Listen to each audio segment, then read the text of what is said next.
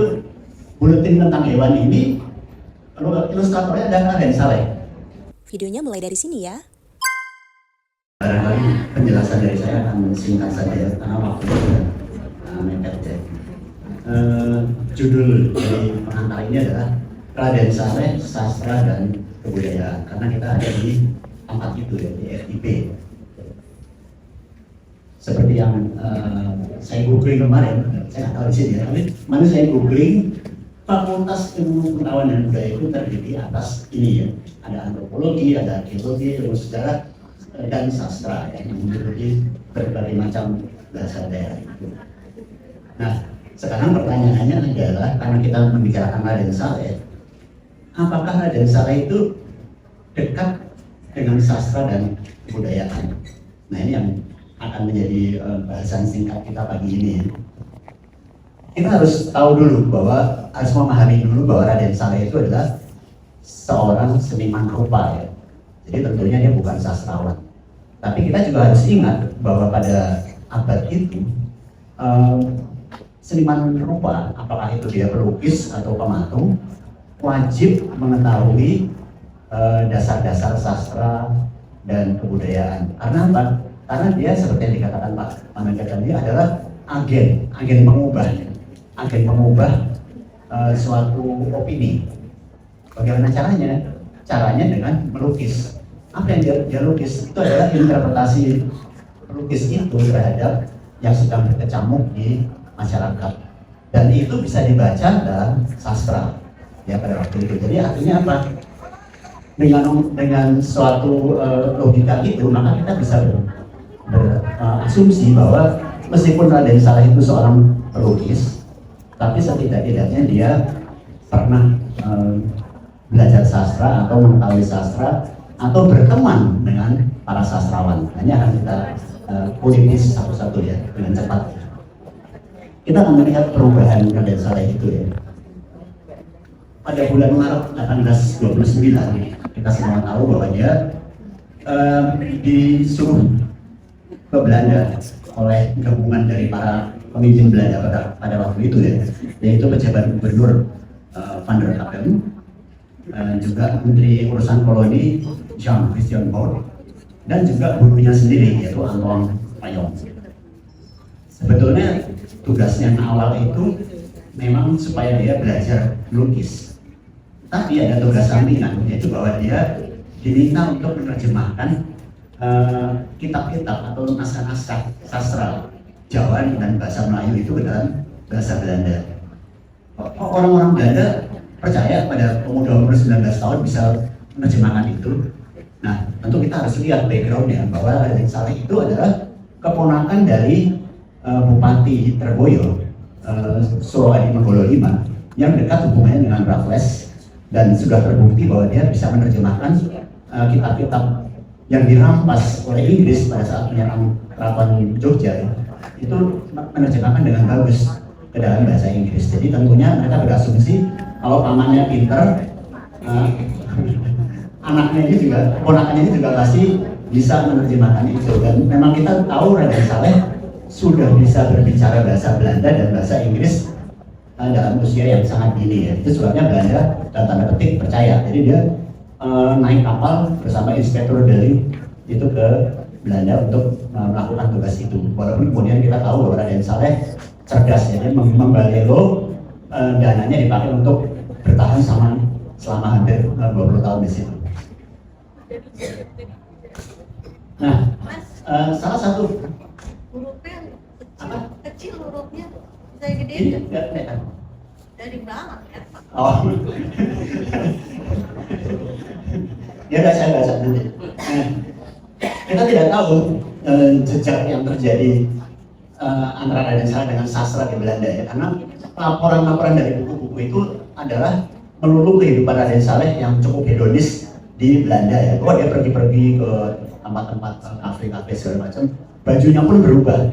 Tadi Pak Anda mengatakan ada orientalisme ya tadi itu, jadi itu berlaku pada Raden Saleh. Jadi kita lucu ya, ketika berangkat itu Raden Saleh percaya diri bahwa dia itu orang bumi putra ya. Tapi ketika tiba di Belanda, dia merasa harus menyesuaikan dengan situ, jadi dengan daerah situ, sehingga dia mulai pakai baju yang seperti Dendi di situ ya, bergaul dengan orang-orang di situ dan menyerap semua budaya Eropa seperti air diserap sama spons. Jadi dia cepat sekali memahami budaya di Eropa itu. Termasuk ketika dia ke Jerman, dia dengan mudah bisa masuk ke lingkungan krem de la crème yang ada di Jerman, yaitu sebuah rumah yang dikelola oleh Mayor Friedrich Anton Serre, itu di Maxen ya, di Dresden. Itu rumah itu seperti rumah besar dan seminggu sekali itu selalu ada orang-orang datang ke situ berdebat sastra, berdebat lukisan segala macam ya. Banyak orang-orang penting di situ. Disinilah kita berasumsi bahwa mungkin Raden Saleh itu terimbas oleh sastra ya, karena kita harus lihat bahwa teman-temannya Raden Saleh itu atau circle-nya Raden Saleh itu bukan orang kaleng-kaleng ya, ini orang-orang serius. Jadi ada Hans Christian Andersen, itu penulis cerita anak dari Odense ya, Denmark. Lalu ada Ludwig Tieck, itu penyair. Lalu ada Richard Wagner, kita tahu tuh komponis ya. Tapi dia juga penulis naskah drama. Ini yang ditemukan atau ditemukan oleh Raden Saleh di kediamannya Anton Serre. Bukti bahwa Raden Saleh itu menyerap cerita-cerita sastra di Barat adalah ketika kita melihat ini. Jadi Raden Saleh itu diberi kepercayaan untuk mengelola ilustrasi sebuah buletin. Ini kalau sekarang tuh buletin tentang hewan ya. Kita tahu zaman dulu itu koran tuh bukan hanya judul, tapi ada gambarnya ya. Mungkin ada yang generasi saya mungkin masih mengalami, ada judul kemudian ada gambarnya ya. Kalau sekarang cuma judul, kompas gitu, tapi dulu ada gambarnya. Nah itu buletin tentang hewan ini, lalu ilustratornya ada Raden Saleh. Ini seperti ini, jadi judulnya kira-kira teman manusia ya, buletin tentang hewan. Di situ kita lihat bahwa Raden Saleh masih belajar anatomi. Itu kalau kita lihat kaki orangnya itu keliru ya, kayak keputar tuh ya, kaki sebelah kirinya. Tapi itu bukti bahwa dia sudah diberi kepercayaan untuk mengelola sebuah majalah dan dia menyerap sastra. Dalam hal ini cerita tentang Androkles dan singa ya. Anda pasti sudah tahu ya, jadi singa yang diselamatkan oleh Androkles karena tertusuk duri, kemudian di belakang hari singa itu membalas budi kepada Androkles. Itu bukti bahwa Raden Saleh juga membaca cerita itu. Nah, ketika di Prancis ini lebih dahsyat lagi. Teman-teman Raden Saleh itu sastrawan yang juga bukan kaleng-kaleng ya. Jadi kita lihat dia sering berkumpul dan menghabiskan malam di kafe-kafe yang dikunjungi oleh para sastrawan Prancis. Misalnya yang Jean-Baptiste Avonscar, itu dia novelis, jurnalis, dan aktivis seni ya. Ketika bertemu dengan Raden Saleh tentu mukanya tidak setua ini ya, masih sama-sama muda ya. Ini adalah gambar yang saya temukan ketika teknologi fotografi sudah ada, jadi ketika dipotret mereka sudah tua ya. Nah lalu Alexander Dumas, kita tahu lah ya, itu penulis Terima Setir, itu temannya Raden Saleh tuh. Anda bisa bayangkan seorang laki-laki Jawa ya, berkelana sampai ke Dresden, sampai ke Prancis dan berteman dengan orang-orang ini gitu. Lalu Hippolyte Lucas, penulis juga. Jadi Anda bayangkan di kafe mereka, mungkin Raden Saleh nggak ngerti ya, tapi teman-teman orang-orang itu membicarakan sastra. Dan pastinya mendengar satu dua cerita, opini, gosip, atau buku-buku yang sedang beredar dan sebagainya. Ini bukti bahwa Raden Saleh itu terimbas oleh sastra. Dan kita harus lihat penulis seperti Hippolyte Lucas itu juga politikus, gitu ya. Ini juga orang-orang berken lainnya yang politikus juga di Prancis itu Melanie Waldorf, penulis, pemain drama dan satiris. Satiris itu apa ya? Tukang bikin satir lagi ya. Lalu Charles Baudelaire, itu dia juga penyair, esais dan kritikus seni. Ini dia pernah mengkritik Raden Saleh, tapi karena dia orang kulit coklat dan dia agak kiri, maksudnya Raden Saleh kulit coklat dan dia agak kiri, dia tidak berani terlalu jujur bahwa Raden Saleh itu gambarnya jelek, dia nggak berani. Karena dia membela orang tertindas. Jadi kalau dia mengkritik Raden Saleh kan salah. Jadi dia yang lain dikritik habis, tapi Raden Saleh diangkat-angkat. Lalu Auguste Wilson juga gitu, penulis dan politikus ya. Nah ini salah satu bukti lagi bahwa Raden Saleh itu menyerap cerita ya, sastra. Perhatikan baik-baik lukisan ini ya. Ini lukisan ini berjudul Last Resort. Ini dilukis oleh Raden Saleh 1842 ya, ketika dia berada di Jerman. Tapi tahukah Anda, dari mana ide lukisan ini? Ini ternyata dari Horace Vernet. Horace Vernet itu melukis Mazeppa. Yang sudah membaca ini, itu adalah suatu puisi liris dari Lord Byron. Nah itu ceritanya seperti ini. Berarti apa? Berarti Raden Saleh sedikitnya pernah membaca buku ini, karena dia mengcopy lukisan dari Horace Vernet yang merupakan terjemahan dari Mazeppa itu. Kita lihat ya, kudanya sama ya. Nah, itu tadi terkenalnya dengan sastra. Ini karena FIB itu juga ada antropologi, dan Raden Saleh juga ternyata seorang arkeolog dan paleoantropologis. Ya. Buktinya apa? Buktinya dia berkenalan dengan anggota ini. Jadi yang pertama tuh Bernard Kota, itu arkeolog dan ahli geologi di Dresden. Ya. Ini dikenal oleh Raden Saleh ketika dia berkumpul bersama Anton Serra. Yang kedua, salah namanya. Yang kedua itu harusnya Paolo Mantegazza. Yang kedua ya, itu keliru namanya. Yang kedua namanya Paolo Mantegazza. Dia itu arkeolog dan ahli geologi dari Italia. Kalau Raden Saleh kenal dekat dengan mereka, berarti dia pernah berbicara dengan mereka dan menyerap ilmunya, meskipun dia bukan seorang arkeolog. Dan itu dibuktikan ketika dia pulang ke Jawa, dia melakukan menjadi anggota kehormatan dari ilmu ikatan kesenian dan ilmu Batavia yang sekarang kantornya menjadi museum itu ya. Bukti tertulis kedua adalah Raden Saleh itu menggali fosil di Gunung Lawangan, Dukuh Kedung Lumbu, Banyuganti ya, dan menemukan fosil gigi dari Megalodon. Ya, jadi Anda bayangkan orang Jawa pada waktu itu masih dijajah oleh Belanda, tapi sudah melakukan ekskavasi terhadap fosil-fosil, dan dia bisa mengatakan dengan jelas ini fosil ikan hiu purba. Anda bayangkan itu berarti dia menyerap ilmunya dengan sempurna ya, Raden Saleh itu. Ya. Jadi kira-kira cukup sekian, sudah cukup lama ya. Kira-kira itu yang bisa saya sampaikan bahwa Raden Saleh itu juga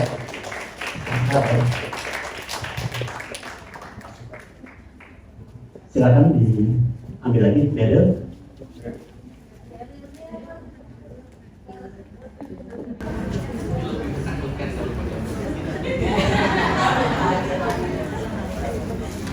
Tapi nggak boleh melawak ya Pak. Jadi jangan ada selingan gitu.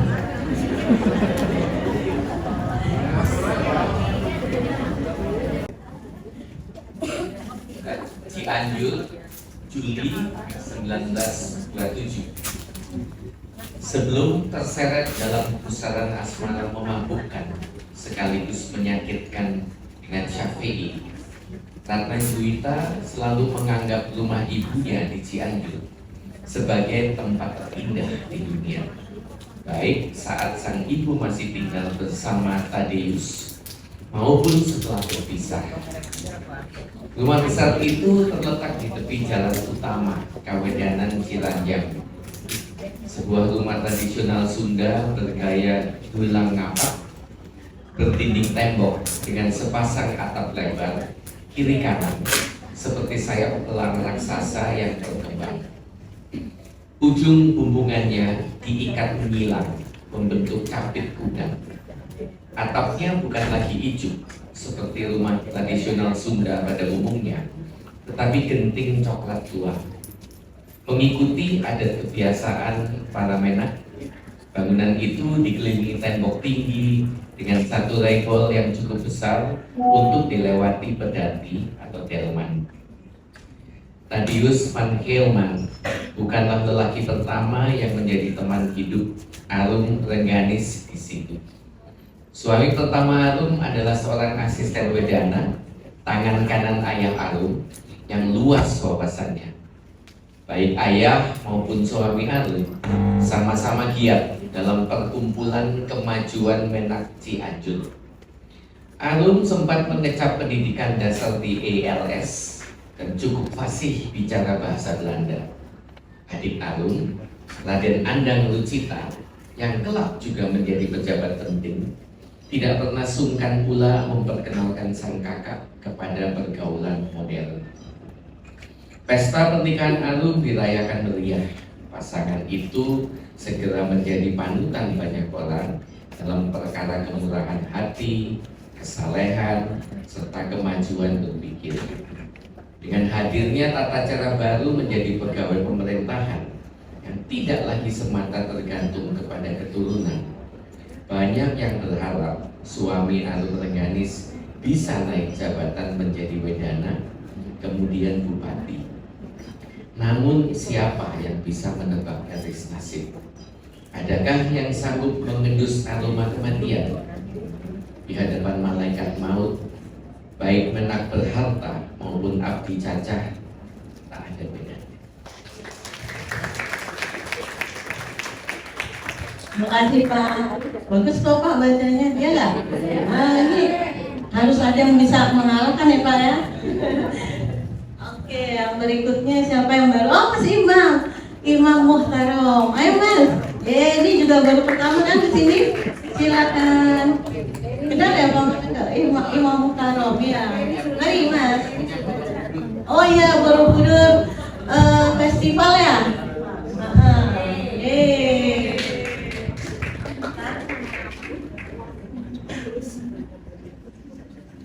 Terima kasih menjadi korban kedua. Arum Rengganis dan suaminya baru menjalani hidup rumah tangga selama 2 tahun dan sedang menantikan kehadiran buah hati mereka ketika mendadak penyakit pes mengamuk di daerah itu. Dalam waktu singkat, belasan orang kehilangan nyawa susul menyusul. Suami Arum juga tak bisa mengelak dari takdir. Pagi hari ia masih tampak segar. Mendadak suhu tubuhnya meninggi diikuti batuk berdahak, lemas, mual, serta sesak nafas. Pada lehernya muncul tonjolan sebesar buah sawo. Sepekan kemudian, setelah muntah darah dan pingsan berkali-kali, ia tak tertolong lagi. Penyakit itu pun pergi secepat kedatangannya. Suatu keajaiban bahwa Arum dan bayi dalam kandungannya tidak tertular. Kematian suaminya membuat dunia Arum seperti kapal layar diamuk badai, pecah berkeping dan nyaris karam. Masa depan tidak lagi tampak cerah. Selama sepekan Arum tidak peduli dengan dirinya. Tak ada makanan yang bisa masuk dengan mudah ke dalam tubuhnya. Syukurlah sang bayi yang berjenis kelamin perempuan lahir selamat. Kehadirannya menjadi pelipur duka bagi sang ibu. Atas saran Andang Lucita, si jabang bayi diberi nama Ratna Juwita. Permata cantik yang akan mengembalikan cahaya terang bagi keluarganya, kata Andang Lucita tentang nama keponakannya. Kalau itu sang paman yang masih hidup lajang mendapat kabar gembira. Ia ditunjuk menjadi asisten demam di Subang. Sembari menunggu surat pengangkatan resmi, selama 4 bulan lebih Andang Lucita menemani Arum Rengganis di rumah itu, turut membesarkan keponakannya. Suatu hari, datanglah ke wilayah itu seorang wartawan, laki-laki Eropa bernama Thaddeus van Gilmen, bersama sejumlah petugas kesehatan yang dikirim Government untuk memberikan penyuluhan kepada masyarakat. Tak ada yang berani bercakap dengan orang-orang itu kecuali Arum Rengganis dan adiknya. Saat sang adik harus pergi bertugas ke Subang, Arum Rengganis masih diminta menemani rombongan berkeliling desa, mengunjungi keluarga yang ditimpa musibah pes, dan mencatat ganti rugi untuk sejumlah rumah berbahan baku bambu lapuk yang harus dibongkar agar tidak menjadi sarang tikus. Karena hampir setiap hari bertemu, Arum Rengganis menjadi akrab dengan Thaddeus, pria paling gagah dan ramah di antara orang-orang Belanda itu. Ketika rombongan itu pamit sepekan kemudian, Thaddeus memilih tetap tinggal di sebuah pondok milik kepala desa, menulis berlembar laporan jurnalistik. Ruang kerjanya yang penuh buku, kertas, dan suara riuh mesin tip menjadi tempat bermain yang asik bagi anak-anak desa. Dalam waktu singkat, Thaddeus menjadi sosok.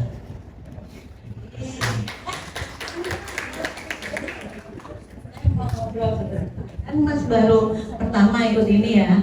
Gimana dong pendapatnya, komentarnya tentang acara ini? biasa karena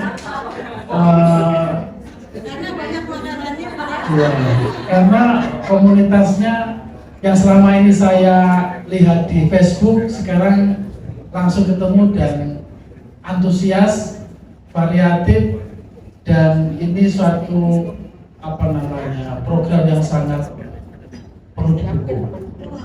Saya rasa karena jarang-jarang kita menemukan suatu komunitas yang guyup, tetapi ajak, intensif dan bermakna.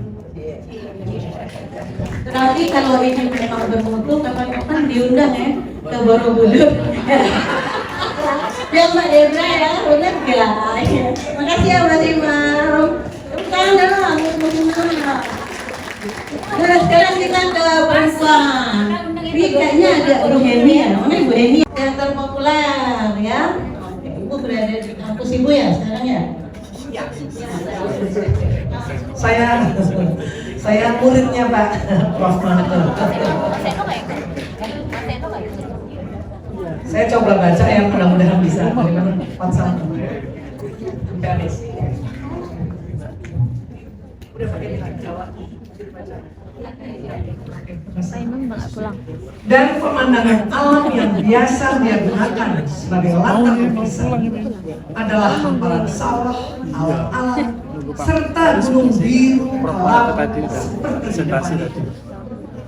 Khas India. Samsudin melanjutkan ucapannya. Itu periode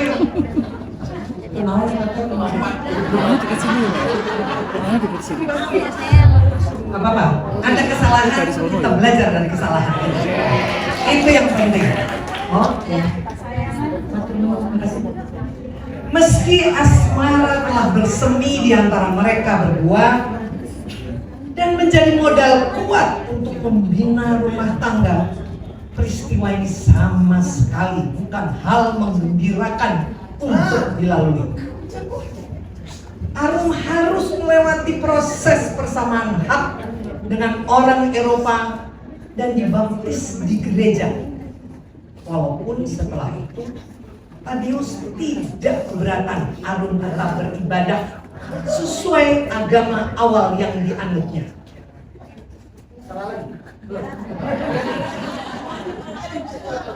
Lalu setahun setelah pernikahan itu, Arum harus ikut Tadeus pindah ke Bandung, hidup di lingkungan orang Eropa, karena Tadeus semakin kerap diminta menyumbang tulisan oleh Prager Bowden. Disitulah ketegangan mulai timbul. Masyarakat Eropa di kota tidak seramah penduduk desa.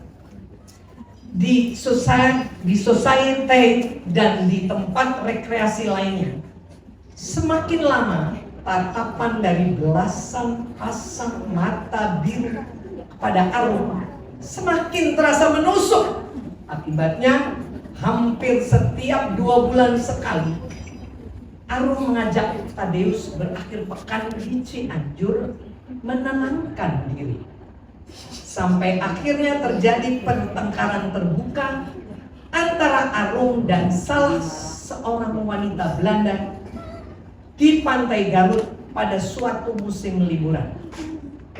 Wanita Belanda itu tidak senang anaknya ditegur Arum lantaran menodai baju ratna dengan bola kotor.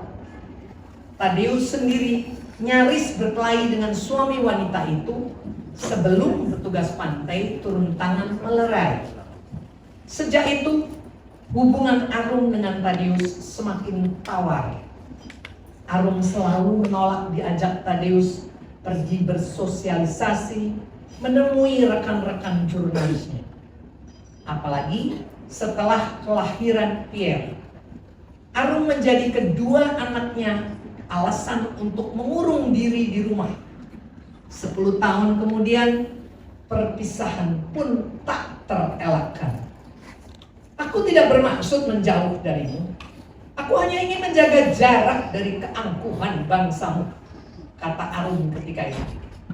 Tadeus yang paham betul perjuangan istrinya melawan penghakiman rasial, tidak berdaya menahan keinginan sang istri. Dengan berat hati ia mengangguk. Anak-anak sebaiknya ikut aku, desak Tadeus. Mereka, terutama Ratna, harus mendapat pendidikan memadai tentang ilmu pengetahuan di sekolah dan ilmu sosial dariku di rumah. Aku ingin berani mengangkat dagu di tengah pergaulan aneh dengan orang Eropa. Aku memang bukan ibu yang baik bagi Ratna untuk hal itu, sahut Arum. Tetapi berjanjilah 2 bulan sekali izinkan anak-anak mengunjungiku di Cianjur. Mereka pun berpisah. Maaf, dari yang mau diambil lagi?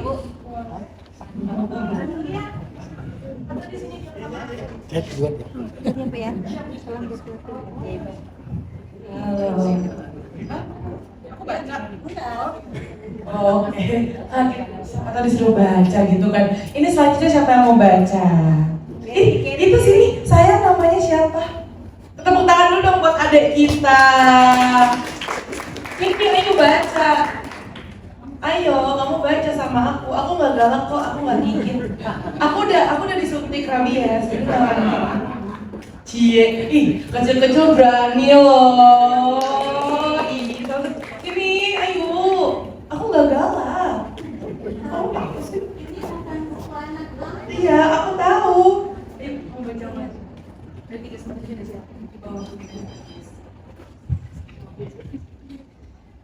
Di bawah gemblengan Tadeus, Ratna tumbuh menjadi gadis cerdas dengan rasa percaya diri tinggi.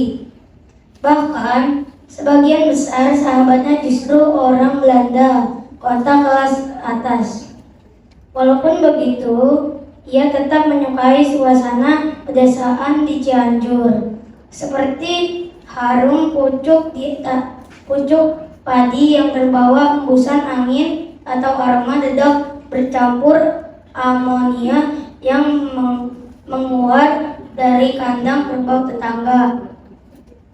Semua itu selalu membuat liburan 2 bulannya penuh gembira. Kecuali saat ini, ada sangkur yang seolah dibenamkan di dada, lalu ditarik dengan keras, sehingga meninggalkan luka besar yang sulit disembuhkan. Hari pertama tiba di Cianjur, Ratna menghabiskan pagi dengan duduk mencangkung di depan di danau tepi sawah tak jauh dari rumahnya. Berlama-lama ia memandangi lautan padi yang siap dipanen. Namun ombak padi kuning tersapu angin.